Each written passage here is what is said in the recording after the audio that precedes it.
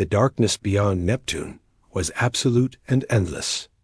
To the crew of the Korean deep space exploratory vessel KMS Daedalus, it had become a familiar companion, a vast, silent ocean they had been sailing for over 18 months. Their mission was one of quiet hope, to scan the faint, cold reaches of the solar system's fringe for any whisper of anomalies, for any sign that humanity was not alone in the cosmic deep. On the command deck, Captain Min-soo Kim leaned back in his chair, watching the steady stream of meaningless data scroll across his screen. It was all background noise and cosmic dust. His face, lit by the soft blue glow of the instruments, was calm, but a deep weariness lived behind his eyes. He missed the warmth of sunlight on his skin, a feeling growing more distant and dreamlike with every passing week. Another sector. Another spectacular amount of nothing, he said, his voice soft but carrying easily in the quiet hum of the ship Dot at the main sensor station. Chief Engineer Jeong Park glanced over her shoulder, a faint smile touching her lips. You say that every day, Captain. But nothing is still data. It helps us map the nothing very accurately. Her hands moved with practiced ease over the console, tuning the long-range scanners to an even finer sensitivity. She was the ship's heart, keeping its complex systems singing in harmony. Dot near the communications array. Min-soo's younger brother Jun-soo listened to the silence. His job was to monitor any signal, any faint echo that might be a message. All he ever heard was the soft hiss of the universe itself. He was younger than Min-soo, with a less guarded face that still showed the excitement of being on humanity's furthest journey. He believed, truly believed, they would find something. Patience, Jun-soo, Min-soo had told him often. The universe does not keep a schedule. The Daedalus was a small world of 30 souls, floating in a black sea. It was a ship of sharp angles and bright lights, filled with the smell of recycled air and mild disinfectant. It was home. The change began not with a sound, but with a feeling. Ji-young was the first to notice. The smooth, constant hum of the ship's gravity generator stuttered for a fraction of a second. It was so brief, anyone else might have thought they imagined it. But Ji-young knew the song of her machines. Her head snapped up, her eyes scanning the engineering readouts. Captain, she said, her voice now all business. I'm reading a minor fluctuation in the G drive. It's correcting itself. But it shouldn't have happened. Min-soo straightened in his chair. A glitch? Before she could answer, Jun-soo spoke up, confusion in his tone. Brother, the stars. They're blinking. On the main viewport, the hard, bright pinpricks of light that had been their constant guides did not just twinkle. They vanished and reappeared, as if a giant invisible hand was passing over them. A wave of wrongness passed through the ship. The lights dimmed, then brightened. The constant, reassuring vibration of the engines faded into a silence so profound it felt like a physical pressure. Report, Min-soo ordered, his voice steady but tight. Primary power is offline. Switching to backups, Ji-young said, her fingers flying. Sensors are failing. I'm getting impossible readings. Spatial geometry is folding. Outside, the blackness was changing. It was no longer empty. It seemed to thicken, to swirl with dark colors that had no name. Space itself looked like oil on water, rainbow patterns swirling in the deep black. There was no sound, no impact, just a slow, terrifying transformation of reality outside their windows. Get us out of here, Ji-young. Full emergency thrust, now. Min-soo commanded. Ji-young's hands worked frantically. Engines are not responding. Navigation is gone. We are not in control of our movement. The ship began to tremble, not from engines, but from the fabric of space around it groaning. A low, deep sound vibrated through the hull, a sound that was felt in the bones more than heard by the ears. Alarms erupted across the bridge, a chorus of panic. "We are being pulled," Jiang shouted over the noise. "The space around us? It's not holding its shape." Junsu watched, paralyzed, as the viewport showed the universe melting. The familiar constellations twisted into strange, liquid lines. He felt a pull, not on his body, but on his mind, a dizzying sensation of falling in every direction at once. Ninsu gripped the arms of his chair, his knuckles white. He hit the ship-wide communication. "All hands, emergency brace. This is not a drill. Brace for—" His words were cut off. The swirling darkness outside converged on the Daedalus. There was no flash of light, no explosive tear. One moment, the ship was there, trembling at the edge of human exploration. The next, the swirling colors collapsed inward, and the KMS Daedalus was simply gone. The space where it had been returned to a normal, star-filled black. It was empty, silent, and terribly final. On Earth, and at Lunar Command, the silence that followed was of a different kind. The Daedalus had simply stopped talking. One moment, there was a routine data stream, a faint voice from the edge of the system. The next, nothing. Not even a carrier wave. Just dead air. Search missions were launched. The finest ships, equipped with the best sensors, combed the space beyond Neptune for a year. They found no debris, no energy signature, no distress beacon. No sign of a struggle or an explosion. It was as if the ship and the 30 people aboard had been neatly erased from existence. A committee declared the crew officially lost. Memorials were held. Captain Min-Soo Kim, Chief Engineer Jiang Park, Communications Officer Jun-Soo Kim, and all the others became names on a wall, a lesson in the dangers of the deep dark. The mission logs were filed away. Life, with its busy, pressing demands, moved on. Only a few refused to close the book.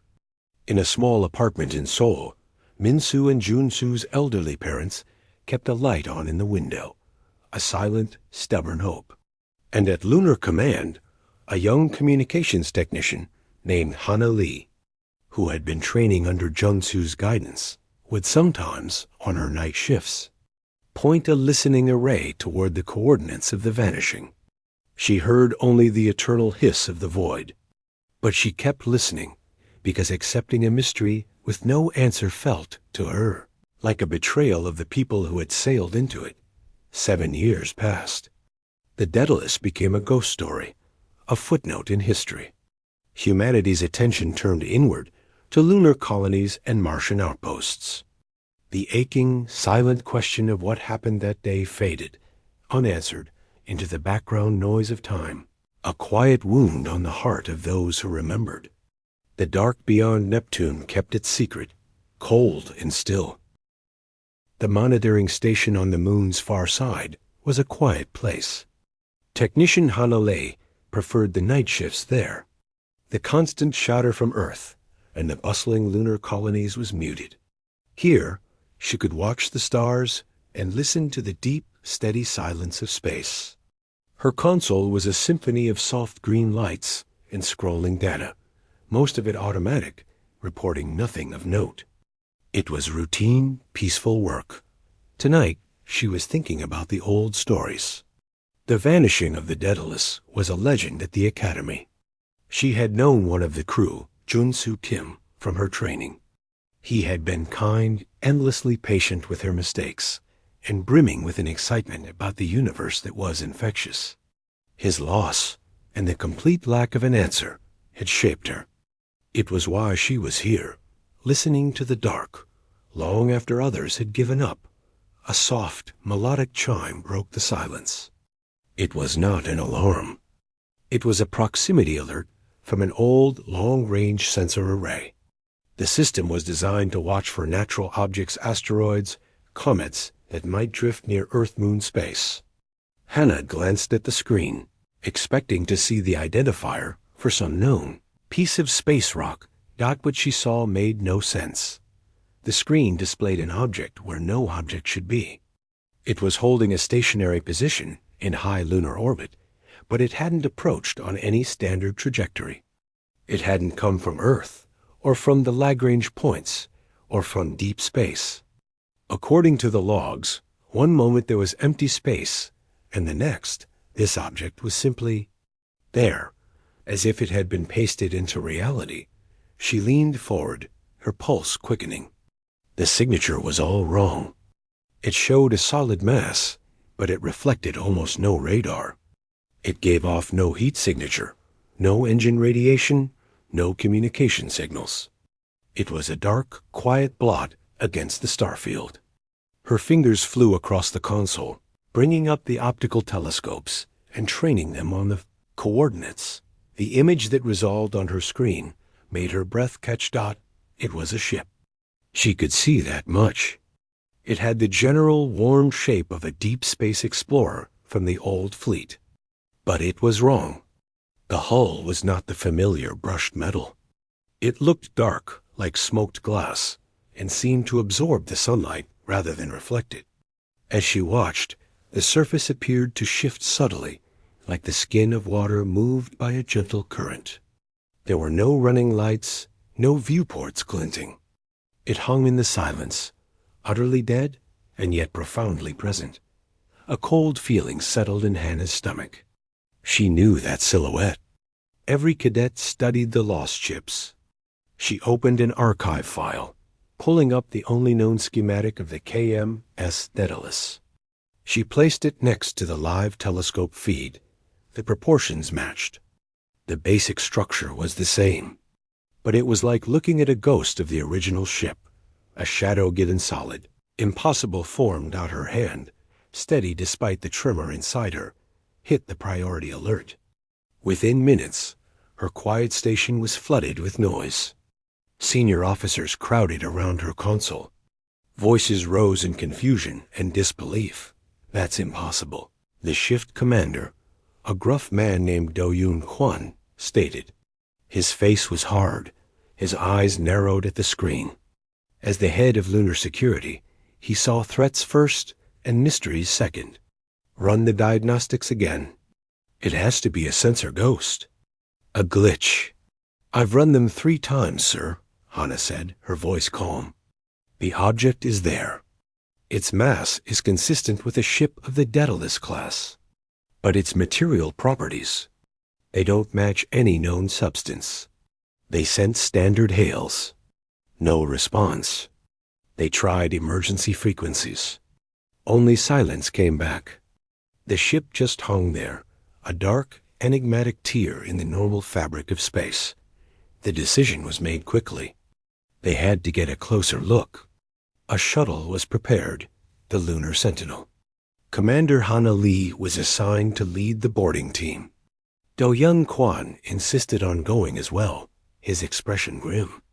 As they were suiting up, a last-minute addition arrived. It was Jun-Soo Kim's brother, a communications technician from the main colony. He had heard the whispers, seen the blurred images racing through the network. His name was Jun-Soo Kim, named for his lost uncle. His face was pale, his eyes wide with a painful, desperate hope. My family. I have to be there, he said, his voice tight. Please. Hannah looked at Do-Yoon, who gave a short, sharp nod. He saw the young man as a potential complication, but also as a possible identifier. The flight over in the shuttle was tense and quiet. The blue-green marble of Earth hung in the blackness, a reminder of normalcy that felt 1,000,000 miles away. As they approached, the strange ship loomed larger. Seeing it through the viewport was different from seeing it on a screen. The way it seemed to drink the light was unnerving. It looked less like a thing that was built, and more like a thing that had grown, or had been carved from a piece of the void itself. They matched its slow rotation. The familiar airlock docking ports of the old Daedalus design were there, but the surfaces around them swirled with that same dark, liquid movement. Their shuttle's docking probe extended, making contact with a soft clunk that echoed through the small cabin. The magnetic seals held. The connection was green. Hana took a deep breath. She was the first through the airlock tunnel, her gloved hand running along the interior. The material was cool, smoother than metal. The air inside the ship was stale and cold, but breathable. The lights were dim, powered by some faint internal source that cast long, deep shadows. The corridor was familiar from the schematics, yet utterly alien. The walls, floors, and ceiling were all made of the same dark, shifting material. No control panels glowed. No wires were visible. It was like standing inside a giant, empty seashell. They moved in a tight group, lights cutting through the gloom. They found the crew not on the bridge, but in the ship's small mess hall. They were sitting calmly around tables, as if waiting. They wore the old, faded uniforms of the Daedalus, but their faces were serene in a way that was deeply unsettling. They looked healthy, but their eyes held a distant, knowing light. Like people who had witnessed something vast and were forever changed by a dot at the head of the table sat Captain Min-Soo Kim. He looked at the boarding party, his gaze settling on the young Jun-Soo, whose mouth was open in a silent gasp of recognition and shock. Min-Soo smiled. It was a warm smile, but it held layers of something incomprehensible. "You found us," he said, his voice echoing softly in the strange room. "We wondered when someone would come looking. We have been gone a long time, haven't we?" Hana lowered her weapon slightly, her mind struggling to process. "Captain Kim, what happened to you? What happened to your ship?" Min-Soo looked around at his crew, then back at her. "The ship is fine. Better than fine. It is aware now. As for what happened?" He paused, choosing his words with care. "We did not travel through space. We fell into its foundations. We learned to speak the language of reality. And we have just begun our first lesson." The silence in the mess hall of the transformed Daedalus was absolute. The crew from Earth stood frozen, their lights shining on the calm faces of people who were supposed to be dead. Jun-Soo took a shaky step forward, his eyes locked on his uncle. "Min-Soo?" The word was a whisper, torn between joy and terror. Captain Min-Soo Kim's serene expression softened. "It is me, Jun-Soo. It is all of us. We are. More than we were, but we are still here." He gestured to the chairs around the table, which seemed to grow smoother and more inviting as his hand moved. "Please sit. There is much to explain, and the words are difficult." Hana-Lee slowly holstered her sidearm, a gesture of trust that felt instinctive. She glanced at Do-Young Kwon, whose face was a mask of hard suspicion. He did not sit. He remained by the door, a silent, watchful guard. Hana and the young Jun-Soo took seats at the large table, across from the Daedalus crew. Chief Engineer Jiyoung Park gave Jun-Soo a small, familiar smile, which only made the situation feel more dreamlike. "You said you fell," Hana began, keeping her voice level. "Fell where?" Min-Soo steepled his fingers. "Imagine the universe, with stars, planets, light, and matter as a painting on the surface of a deep, still lake. Beautiful, but flat. We slipped beneath the surface. We fell into the water itself, the substrate, the place where the rules that make a star or a rock are written." Jiyoung leaned forward. "It is not a place of things. It is a place of potentials, of information. Think of it as the source code of reality. Gravity, time, mass, they are not fixed laws there. They are choices." A skeptical grunt came from Do-Yun by the door. "Choices. And you learn to make them?" "We learn to listen," Min-Soo corrected gently. "The substrate has a texture, a song. For 7 years, we listened. At first, we were lost, terrified. Our ship was breaking apart as the laws we knew stopped working. Then we started to hear the patterns. He looked at Jiyoung. She heard them first. Jiyoung nodded. The hum of the failing reactor. It began to harmonize with a vibration from outside. I stopped trying to fix the machine and started trying to tune it, to match the pitch. She held out her hand, palm up. In the substrate, intention and outcome are closely linked. Thought shapes the local rules. She focused on her empty palm.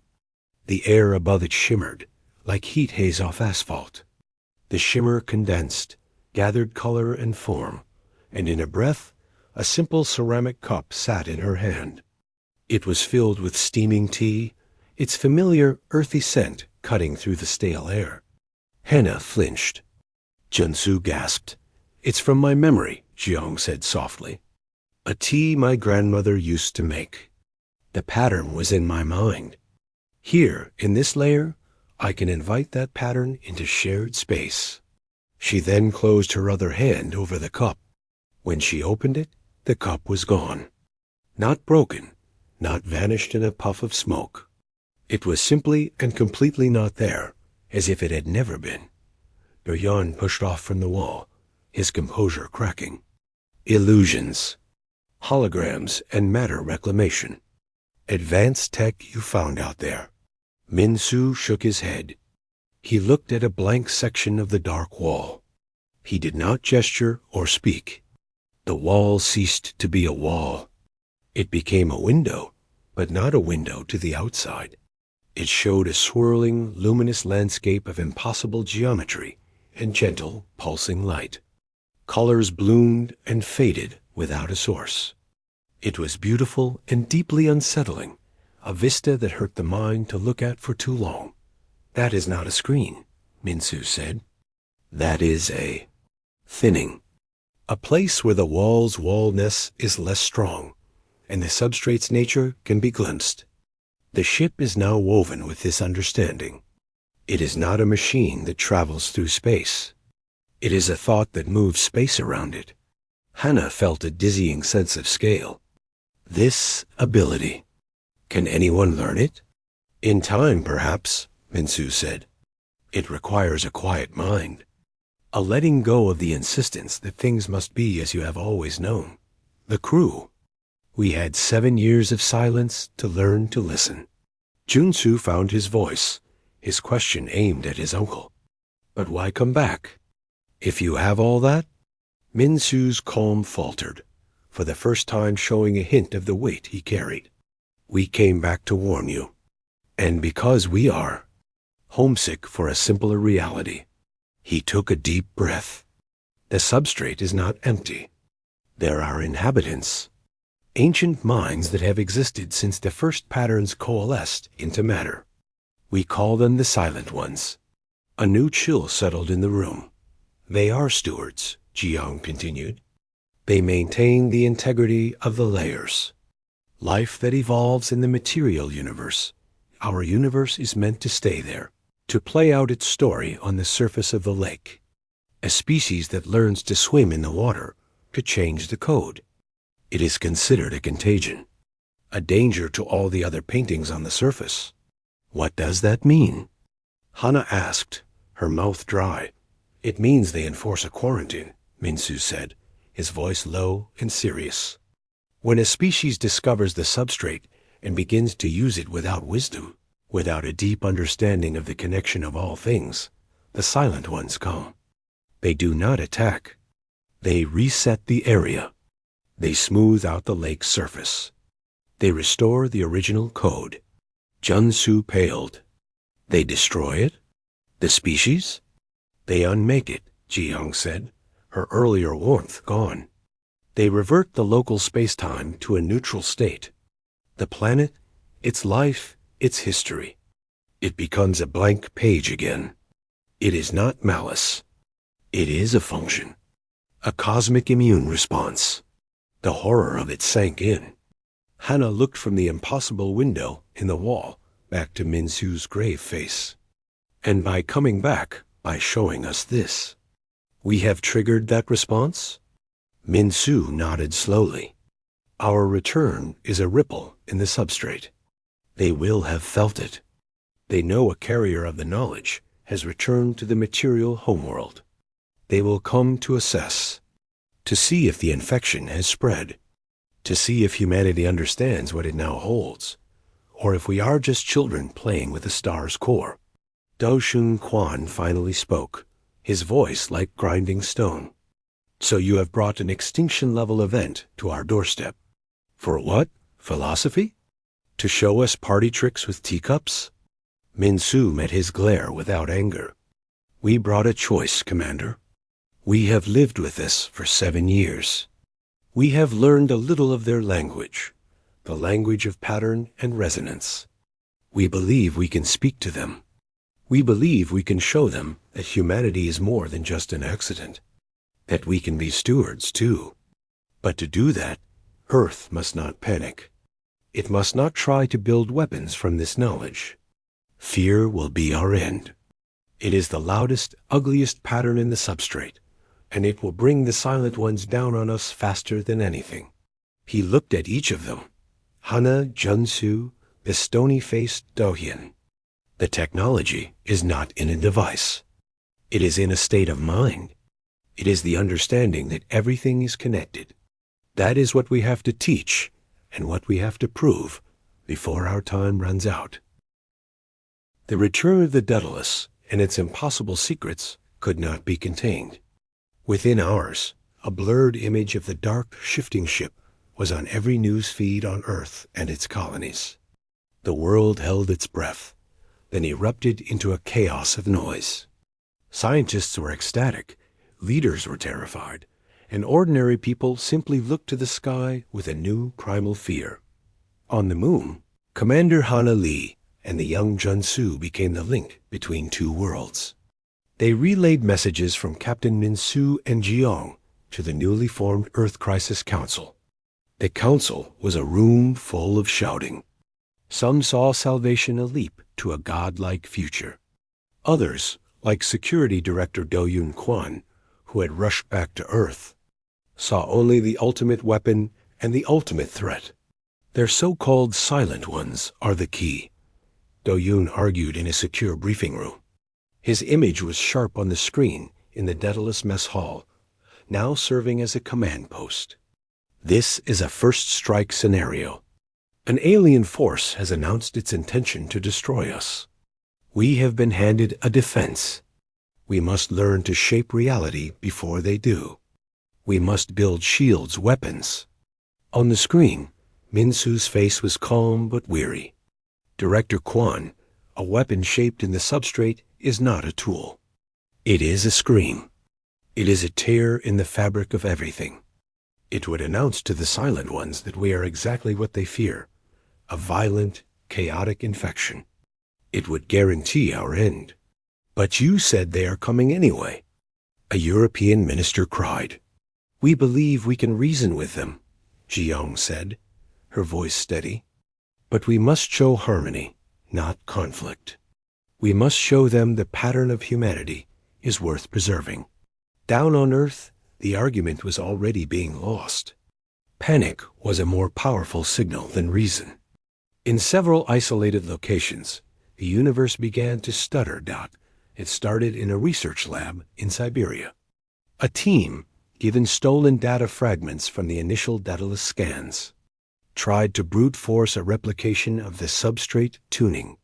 They used magnetic fields and particle beams in a way they did not understand, driven by Do-Hyun Kwan's shadowy directives. For 3 seconds, the local force of gravity reversed. Equipment, scientists, and a quarter of the building slammed into the ceiling. Then, just as suddenly, gravity returned to normal and everything fell. The carnage was instant. In the Sahara, another experiment tried to borrow mass from somewhere else. A 10-meter circle of desert sand suddenly gained the density of a neutron star, collapsing into an impossibly deep, silent hole before the effect snapped back, vomiting the material into the sky like a localized volcano. But the worst was in a quiet suburb of Seoul, an amateur group. inspired by wild rumors online, tried a meditative focusing ritual they found on the net. They did not move a cup or open a window. Instead, they accidentally and gently made time run at a different speed inside one house. For the family inside, 10 minutes passed. For the rest of the world, watching through the windows, they saw their neighbors move like statues for 18 hours, barely blinking before the effect dissolved. The psychological damage was profound, that the fabric of reality was proving to be fragile. Each event was a scar, a wrong note in the universal song, and each one was felt deeply by the crew of the Daedalus. Minsu would wince, placing a hand on the dark wall of his ship. Another one, a shout of pain and confusion. Jiang would close her eyes, looking pale. The pattern here, it's fraying, like a thread being pulled. Hana watched it all from Lunar Command, feeling helpless. Junsu was beside her, his hope hardening into a grim determination. They're proving Doyun right by accident, he muttered. They're showing the universe we can't handle this. We have to stop the experiments, Hana said. It's too late, Junsu replied, pointing to a global map flashing with incident reports. Fear is the virus now. Everyone is trying to copy the magic or build a wall against it. No one is listening to the message. The final break came during a crisis council meeting. Do-Yoon Kwan presented a plan, codenamed Aegis. It involved using massive orbital energy projectors, tuned to frequencies reverse-engineered from the Daedalus, to create a substrate shield around Earth, a wall in the foundational layer of reality. It is a defensive posture. He insisted. On the screen from the Daedalus, Minsu looked stricken. You cannot build a wall in a place where distance is an illusion. All you will do is create a resonant cage around Earth. You will trap the chaos here, amplify it. You will make our planet a screaming, bright beacon for the silent ones. They will not see a species seeking peace. They will see a tumor, and they will cut it out. The council voted. Fear won. The Aegis project was approved. As the first components were launched into orbit, the effect was immediate and terrible. The gentle, wrong notes of the earlier accidents coalesced into a discordant symphony. Over the Pacific, the sky rippled like a flag, showing glimpses of alien stars and the swirling substrate beneath. In Madrid, sound stopped working for an entire hour, creating a city of silent, moving mouths. The very light from the sun seemed to bend in strange ways, casting multiple, conflicting shadows. On the Daedalus, the crew gathered. They looked tired, the calm light in their eyes dimmed by sorrow. They are coming, Jiang said, her voice barely a whisper. The disharmony is too loud. The silent ones are approaching. I can feel the stillness moving in. Hannah's voice crackled over the come from the moon. Captain, what do we do? The Aegis generators are powering up. Minsu stood. For a moment, he looked like the old Captain Junsu remembered, resolute, burdened, but in command. We do the only thing left. We go out to meet them. We show them that not all of humanity is shouting. Some of us are still trying to sing. He turned to Junsu, whose image was on a separate screen. Nephew, Hannah, your world will be afraid. It will look like we are abandoning you. But this is the only path. What is the plan? Hannah asked, her heart pounding. We will take the Daedalus out beyond the orbit of the moon, Minsu said. We will lower all the crude defenses. We will make ourselves open, vulnerable. And we will broadcast a pattern, not a weapon, not a shield, a memory, a feeling, the best of what we are. It is a desperate hope, but it is the only language they might understand. He looked at his crew, and they nodded, a silent agreement forged in 7 years of silence. We are going out to greet the doctors of the universe, Minsu said, and we must hope they see a patient worth saving not just a disease to be wiped clean. The Daedalus slipped away from lunar orbit, a dark, silent leaf drifting on a current only it could feel. Below, on the blue marble of Earth, panic reached a fever pitch. The strange ship was leaving, and with it, many believed, their only hope. The Aegis Project generators hummed with unstable power, making the skies flicker with ugly, sickly light. The fabric of normal life was unraveling, thread by thread. On the bridge of his command ship near the moon, Director Doyen Quan watched the Daedalus go. His jaw was clenched. To him, it was an act of cowardice or betrayal. He gave the order to proceed with the final phase of Aegis. If the Silent Ones were coming, Earth would meet them with a wall of forged reality. Inside the transformed Daedalus, the mood was one of quiet focus. Captain Min-Soo Kim sat in the center of what was once the bridge, now an open space of flowing dark material. His crew, including Jiang Park, were arranged around him, not at consoles, but in a circle. Their eyes were closed. They were not flying the ship. They were agreeing with it on a destination. "We are making ourselves a single, clear note," Min-Soo had explained to Hanalei and Jun-Soo over the final comlink. "We are going to where the silence is gathering. Do not try to follow. Just watch. And remember what it is to be human. That is the pattern we need you to hold on to." Now, cut off from communication, Hana and Jun-Soo could only watch from Lunar Command's main telescope. The Daedalus moved to a point between Earth and the moon and stopped. It hung there, dark and still against the swirling, corrupted starfield. Then, the Silent Ones arrived. There was no ship, no flash of light. Space itself, in a wide area around the Daedalus, began to still. The flickering, chaotic colors caused by Earth's experiments smoothed out and vanished, replaced by a perfect, profound blackness. It was a blackness deeper than empty space. It was the absence of possibility. And then, within that void, geometry appeared. Perfect, shimmering shaped spirals of golden light, rotating tetrahedrons of cool blue, shifting fractals of emerald green. They were not solid, but they were intensely, undeniably real.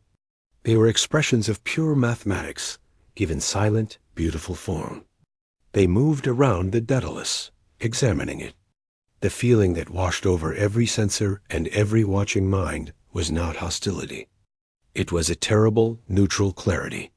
The feeling of a surgeon assessing a diseased limb.